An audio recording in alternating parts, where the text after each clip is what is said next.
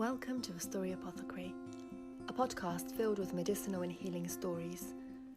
My name is Nana Timova, and I'm a storyteller and a pharmacist, and stories are medicines which I dispense. In this podcast, you will find my prescriptions of stories for the body, mind, heart and soul. So I invite you to join me as we enter the healing world of stories together.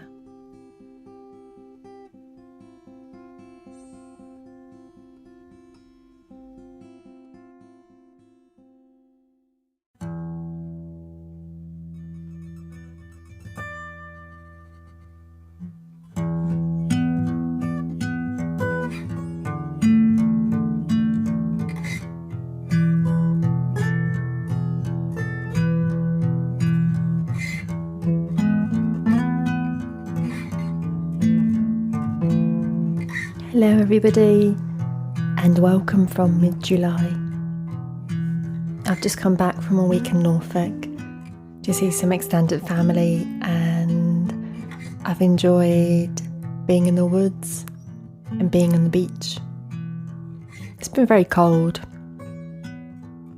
but still it's been nice to be in the wind with my warm waterproof jacket, collect some seaweeds and some of the local herbs and the plants. That's been so lovely. Always puts me in such a good mood being outside and taking a walk and harvesting. And so today I wanted to share a story about the harvest with you, a story about the land, a story about caretaking the land, a story about Mother Earth, about a relationship with her. I think it's tremendously important. I listened to a podcast episode from a podcast called On Being, where Krista Tippett interviewed Joanna Macy about her and her colleagues' translation of Letters to a Young Poet by Rainer Maria Rilke. It's Anita Burrows and Joanna Macy. And there's this beautiful moment where Joanna Macy, who is an activist and a Buddhist and a writer and a poet, she talks about giving thanks to the land at a time of a mass extinction, naming the trees and naming the mountains, naming the plants and saying thank you for being here. How beautiful you are. Thank you for being here. And listening to her give thanks for these things, knowing that she will depart in the next decade or two. She's in her 80s, I think, and knowing that some of these things will depart before her. It was really sad and really beautiful. And I often find myself giving thanks in my own way whenever I'm outside. It doesn't always happen, but there is this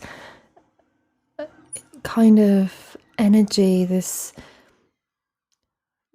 being in this almost liminal space between my day-to-day life and this other world. It's almost like a dream, and kind of keep coming in and out of it. It's really, really special. Sometimes it lasts just a couple of minutes, but it's enough to be in conversation with nature. Magical things happen. Like the wind would whisper just the right minute, or a butterfly will come and land just there, or I'll see a flower or see a tree that I've been thinking of. Everything is just such small miracles. And in the middle of July, we're approaching the harvest, approaching Lunasa, approaching Yamas on the 1st of August. So I wanted to name that and speak a little about that before we go into our story. So Lunasa is a Celtic name celebrated in these isles, and it means mourning for Lu. Mourning as in to mourn the death. And Lu was an old god in Irish mythology. Some say he was an ancient name for the sun god. And this festival, the last day of July and the first day of August, well, it is a time for celebration, a time for joy, a time for harvesting and reaping the fruit of our labour. Even if we have not planted anything with our own hands, there has been labour of some sort. And at the same time, we know we are going towards winter, slowly but surely. The longest day has passed. The long nights are returning, just by a couple of minutes every day, but they're coming. And there's no reason to be sad. There is a beauty in the nights and a beauty in the darkness and a beauty in the rest that the autumn and winter provide. We're not there yet, but on our journey through July and through August, we know that the summer is on the wane. The sun's strength dwindles, and we mourn his passing. In Slavic and Bulgarian mythology, the sun, after the longest day of the year in midsummer, as he washes his face with the water which forms the dew droplets, he walks back on his path to winter. And this is a sure sign that the sun will grow weaker until he comes again. With the sun going, there is also a birth and a celebration, not only a wake. The sun's power has gone into the corn, into the fruit, into the land.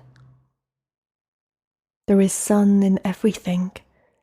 There is sun in everything we eat, everything we taste. The sun is a part of us. And the corn which will be cut down in the next few weeks, where the sun will be reborn with that. It will be the bread of life, nourishment, warmth. A nice thing to do this time of year is to go and have a walk.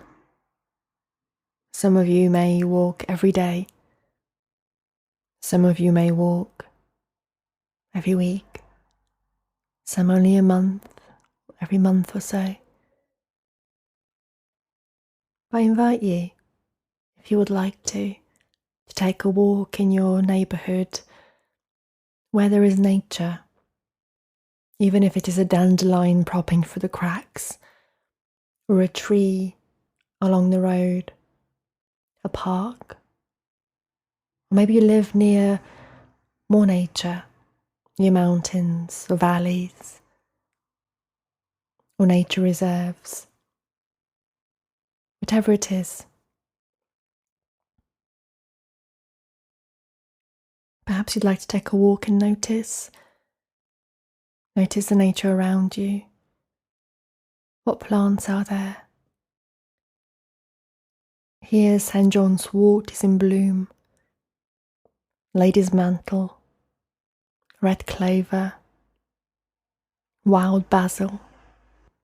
wild carrot, all manner of grasses, wheat and barley and oat, whatever tree's doing. Perhaps the linden flowers are in bloom and their scent is transporting you to some faraway places. Perhaps the honeysuckle, as you walk past it and waft of beautiful aroma is enough to fill your nostrils. You can feel the warmth of the sun on your skin as that beautiful aroma fills the air, and the buzz of a bee fills your ear. Are there any blackberries? Any fruits of harvest? How about the corn, the oats, the barley? Is it ripe and golden, or is it still green? And sometimes we may find that nature mirrors our own internal life. Just sometimes. How are our own fruits of harvest? How does the ripeness of the fields compare to what's going on in your own internal life? In the cycle of this year's life, are there fruits of labour, fruits to be harvested, to be celebrated, to be wondered at? Ah, how beautiful you are. Thank you for being here. We sometimes forget to speak like that to the beauty that we have created in our own internal world. It is a good time to give thanks for the first signs of harvest in your life, as well as in the fields. For the two, surely they go hand in hand. And how can we be fruitful if the earth is not? And so I wish you a good walk, if you choose to do that. And may you notice what's around. May you notice your own fruits inside of you. And with that, I'm going to tell you a story. This one is based on Aesop's fables from Greece. It's about a man, an old man who has lived a good and fruitful life. A man whose wife has left this world, and he is not too far from joining her. A man with many children who have shared the beauty of his life. A man with much wisdom, but not much breath left in his lungs.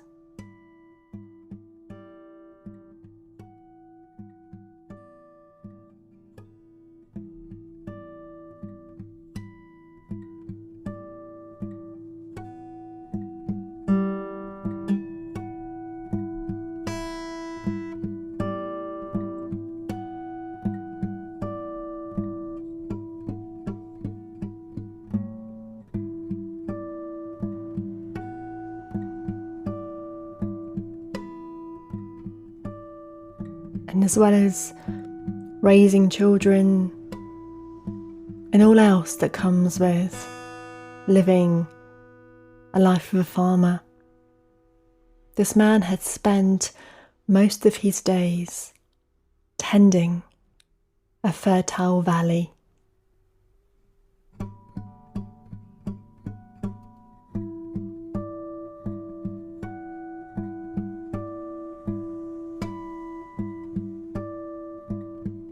His days were spent tending to the crops crops, speaking to the trees, singing to the barley.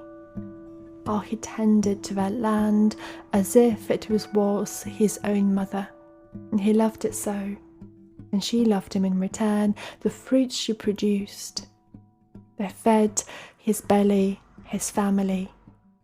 It was a beautiful relationship of care, of reciprocation, of love. And on his dying day, his sons and his daughters, they gathered beside him on his deathbed, waiting for him to speak. He was weak now. His last breath was approaching. And after much effort, he opened his eyes, and he laboured to take a deep breath. And he spoke to them. "Tend the land well," he said. "Tend the land well, and you shall prosper."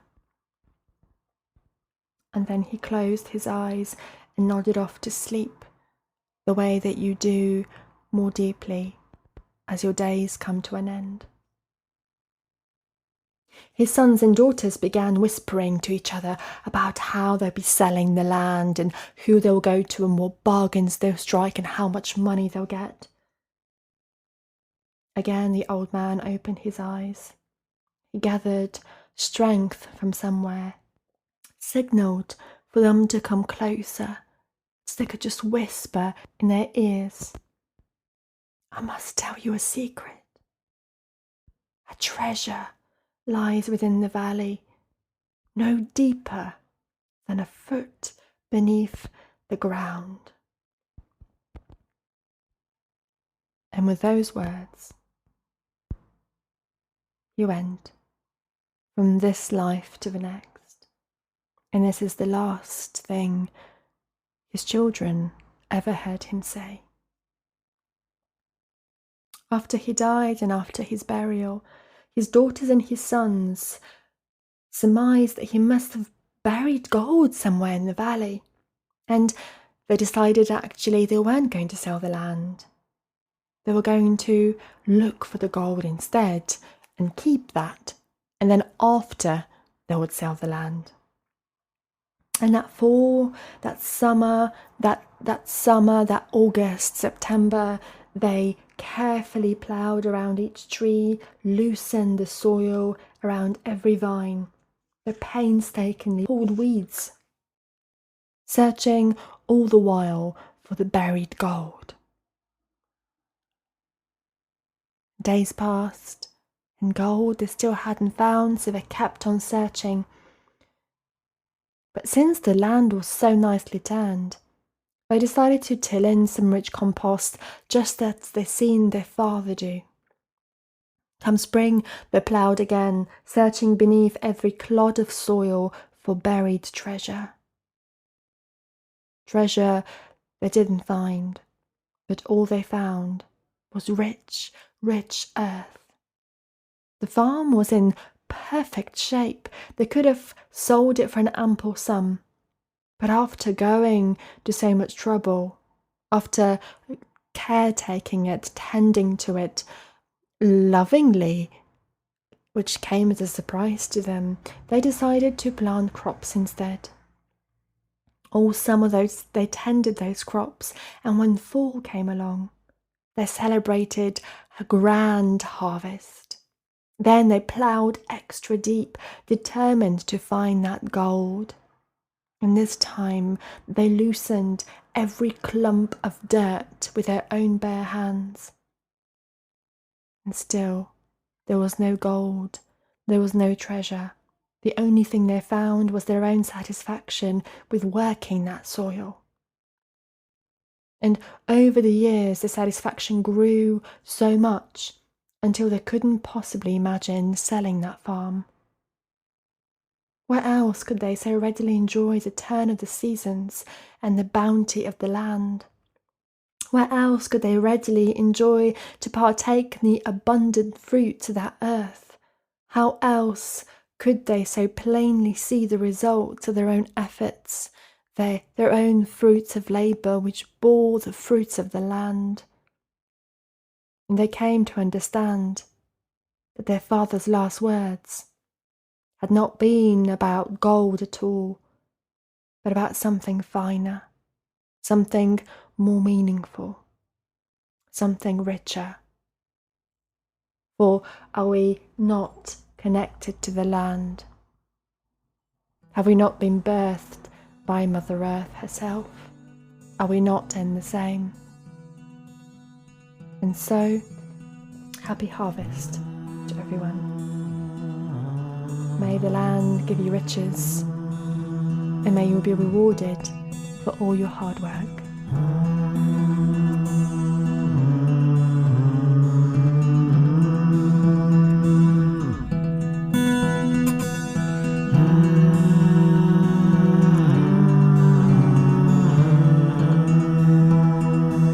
Thank you to all my patrons for their support. And hello to Jenya, who's the new patron for this month.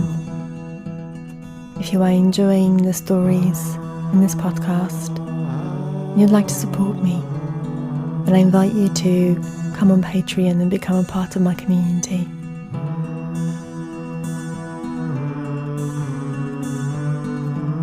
Thank you to In Feathers for this beautiful music. And if you enjoyed this story, then you may love my story walks if you are local to the south of England. You can find details on my website www.nanatimova.com. Have a beautiful month. Until we meet again.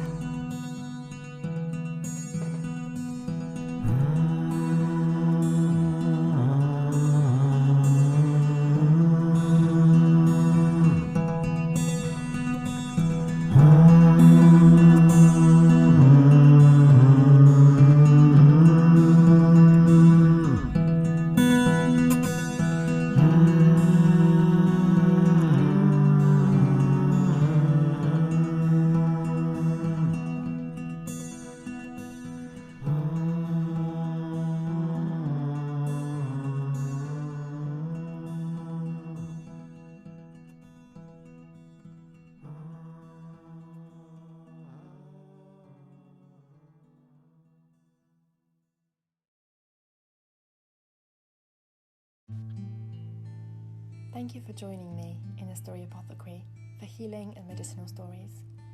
I hope we'll meet again. Until next time.